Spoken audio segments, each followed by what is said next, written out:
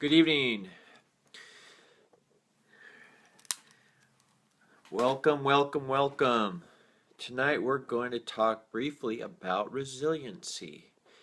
And I love words. Being a former English teacher, we go, okay, resilient. I know what that means. I know what resiliency means. But then when you actually look at it in the dictionary and you read the dictionary definition, it really does help give you a really good grasp of what that word means, and a kind of more of a stronger image of what the word means. And so, if I may, I brought my dictionary out, and if I look at the word resilient in Webster's, it says bouncing or springing back into shape, position, after being stretched, bent, or especially compressed.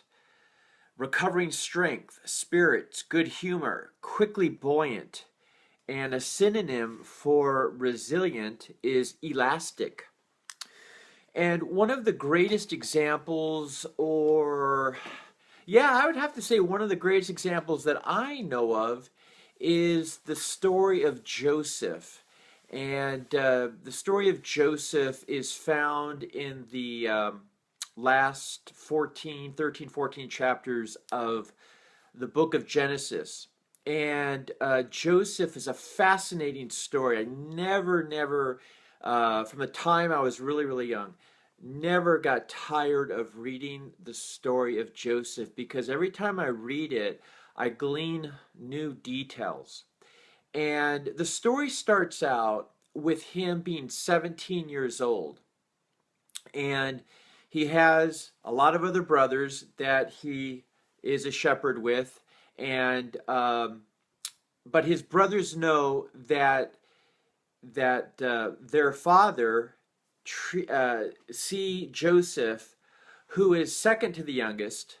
There's one younger one named Benjamin, but Joseph is second to the youngest. He's dad's favorite.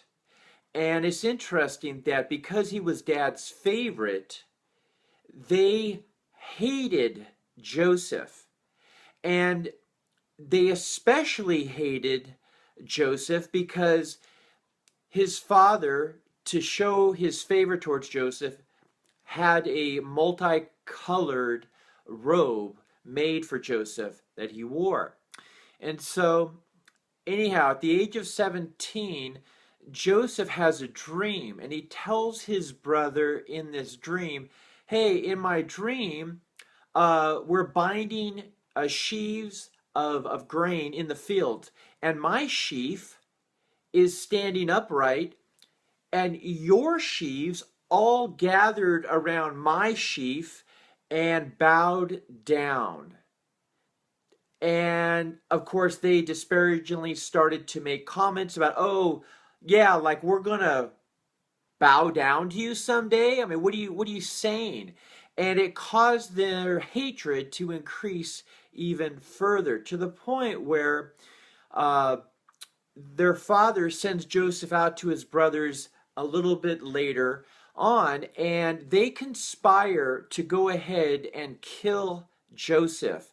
That's the amount of hatred they have towards him. They're going to kill their brother. But the eldest one says, no, no, no, no, let's not do that, because he's still our blood brother. And so they strip him of his robe, they throw him into a pit.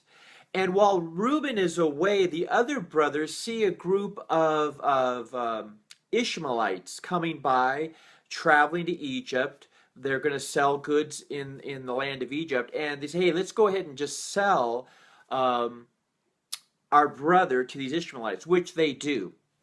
Reuben returns, and he starts to freak out because he had no intention of doing that.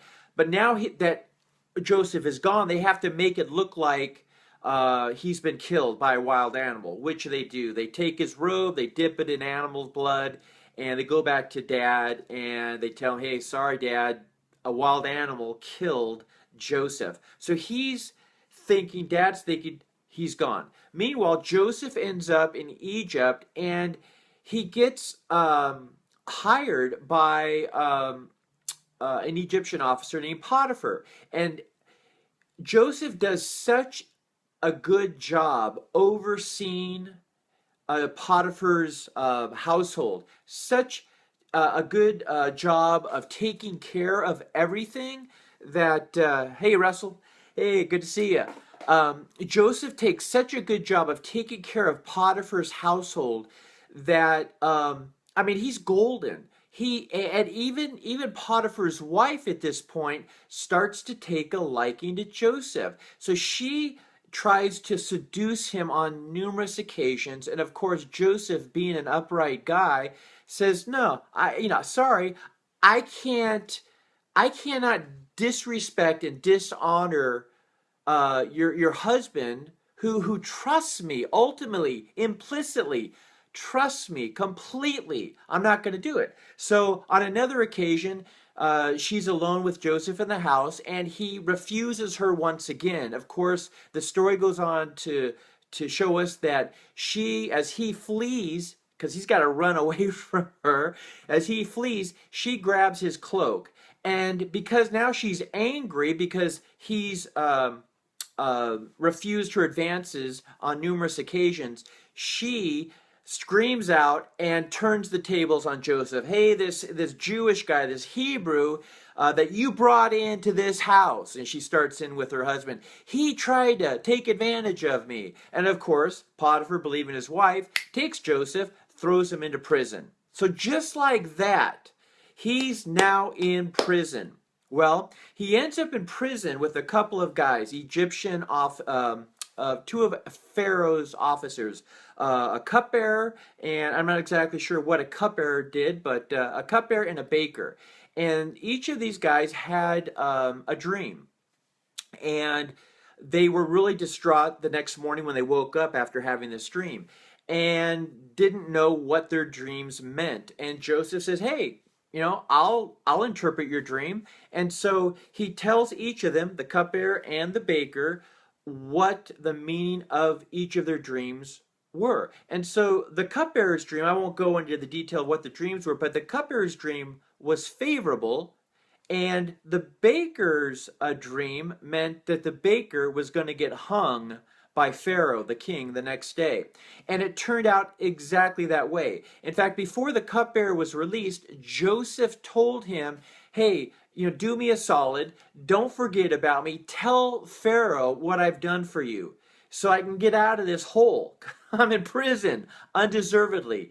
Of course, the cupbearer gets out, and he forgets about Joseph. Joseph spends another 2 years in prison for, again, having done nothing wrong.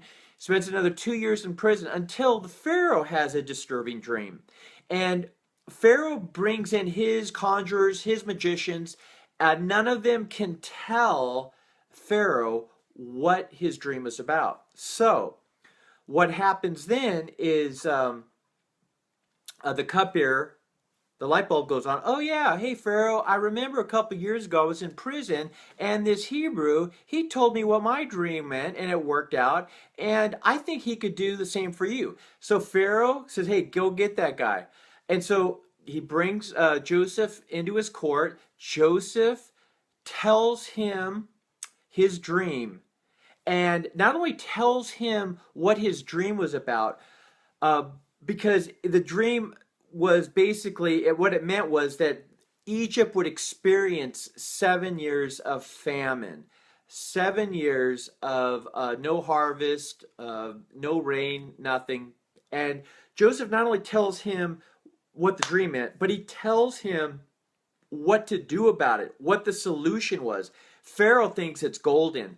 Immediately, Joseph is taken from prison and he's elevated to second, the number two, the new number two in all of Egypt. And how old is Joseph at this point? He is 30 years of age. So from the age of 17 to the age of 30, Joseph was served a fecal sandwich. Let's just say it like that. For 13 years, he was, I mean, I cannot imagine the things that must have been going through his mind. Here is a man that was obedient to his God, was served others very well, and he was getting punched in the face constantly, hated by his brothers to the point where they wanted to kill him, but they sold him into slavery, falsely accused by his master's wife, who wanted to sleep with him. And then, after he does the cupbearer, Pharaoh's cupbearer, a solid in prison, is forgotten for 2 more years. Until he interprets Pharaoh's dream. That's resiliency. So, if you're having difficulty in your business, staying focused, staying resilient, you're getting down, just think about the things that Joseph had to go through for 13 years before he was elevated to number 2 in all of Egypt. Now, let me loop back to his brothers. The story, if some of you know this, and if you don't, you can go in and read it. It's fascinating. His brothers end up coming to Egypt during the famine period, because even though they're in a different land, they're still affected, and they've come to buy grain to feed their family. They show up in Egypt, and who is the person that they're bowing down to?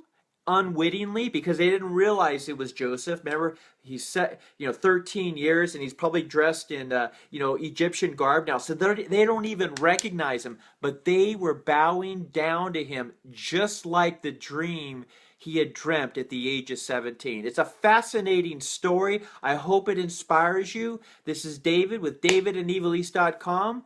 Have a great evening.